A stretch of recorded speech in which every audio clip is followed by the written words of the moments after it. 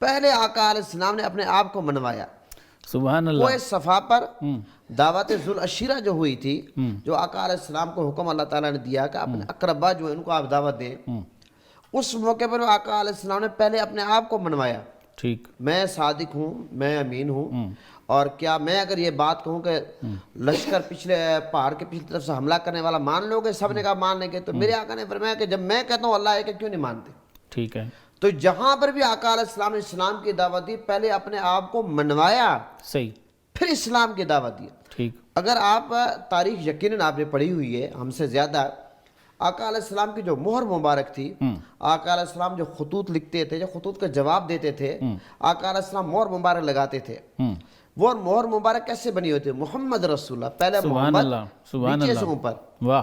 شاہ صاحب یہ ارشاد فرمائیے کہ موسیٰ علیہ السلام کا ذکر کر رہے تھے امتیاز صاحب، تو مسند احمد میں حضرت ابو سعید خدری رضی اللہ تعالیٰ عنہ کی ایک روایت ہے کہ آپ فرماتے ہیں سرکار دو عالم صلی اللہ علیہ وسلم نے موسیٰ علیہ السلام کا قصہ سنایا صحابہ کو.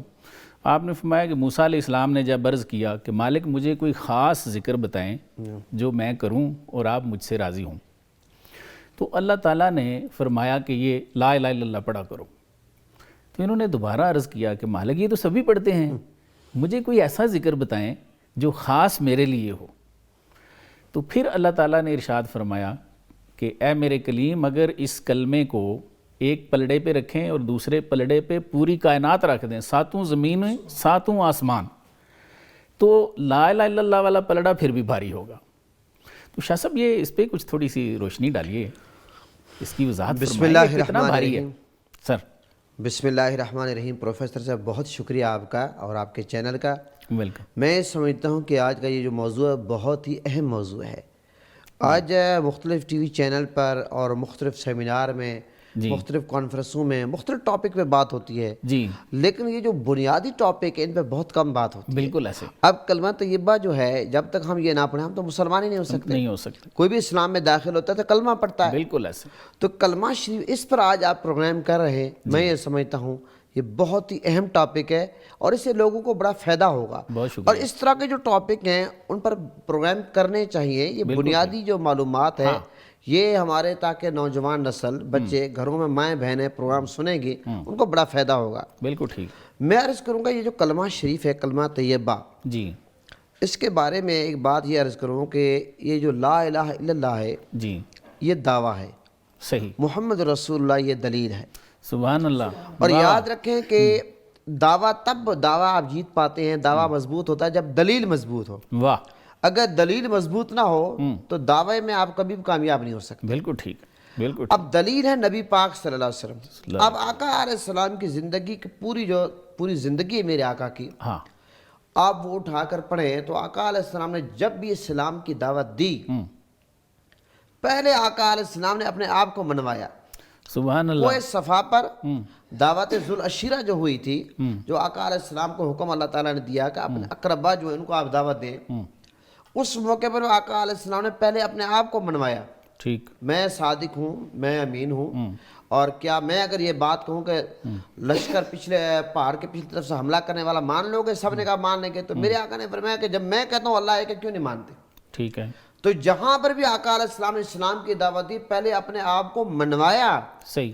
پھر اسلام کی دعوت دی. ٹھیک. اگر آپ تاریخ یقیناً آپ نے پڑھی ہوئی ہے ہم سے زیادہ، آقا علیہ السلام کی جو مہر مبارک تھی، آقا علیہ السلام جو خطوط لکھتے تھے، جو خطوط کا جواب دیتے تھے، آقا علیہ السلام مہر مبارک لگاتے تھے. وہ مہر مبارک کیسے بنی ہوتی ہے؟ محمد رسول اللہ، پہلے محمد، نیچے سے اوپر. واہ. عموماً تو ہم یہ پڑھتے ہیں لا الہ الا محمد رسول اللہ، صحیح. لیکن مہر مبارک نیچے سے یعنی کہ اوپر، پہلے محمد پھر رسول پھر اللہ. ٹھیک. یعنی کہ پہلے محمد کو مانو، صحیح. پہلے میں محمد ہوں مجھے مانو. ٹھیک. نبی پاک صلی اللہ علیہ وسلم نے فرمایا جی. پھر میں رسول ہوں. پھر آگے اللہ تعالیٰ کی وحدانیت کی دعوت دی. آقا علیہ السلام نے پہلے اپنے آپ کو منوایا، ٹھیک. بعد میں. اور نبی پاک یہ جو کلمہ شریف ہے، جی اگر حضور نبی کریم صلی اللہ علیہ وسلم ہمیں نہ بتاتے، پروفیسر صاحب، ہمارے کلمے کا اعتبار بھی نہ ہوتا. بالکل ٹھیک ہے. یہ میرے شیخ طریقت کے لخت جگر حضور قبلہ سید حامد سی کاظمی شاہ صاحب نے خطاب میں بڑا خوبصورت ایک نقطہ بیان فرمایا. کیا جی فرمایا کہ آج جب ہم یہ کہتے ہیں کہ اللہ کے سوا کوئی عبادت کے لائق نہیں، کوئی بھی کھڑا ہو کر کہہ دے کہ جناب اگر پاکستان میں نہیں ہے کوئی معبود، ہو سکتا ہے انگلینڈ میں ہو سکتا ہے امریکہ میں ہو، سعودی میں ہو، دبئی میں ہو، یعنی کہ پوری کوئی شخص یہ دعویٰ نہیں کر سکتا کہ میں نے پوری دنیا دیکھی ہے.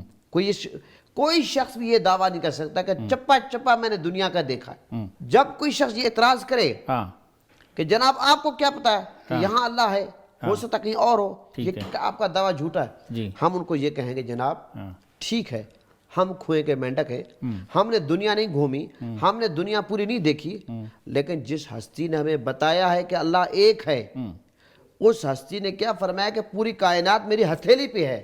نبی پاک صلی اللہ علیہ وسلم نے تو میرے آقا نے فرمایا اللہ ایک ہے، اللہ کے سوا کوئی معبود نہیں. تو آقا علیہ السلام کے فرمانے پر ہمارے کلمے کا اعتبار ہے. صحیح. اگر میرے آقا نہ فرماتے تو ہمارے کلمے کا اعتبار بھی نہ ہوتا.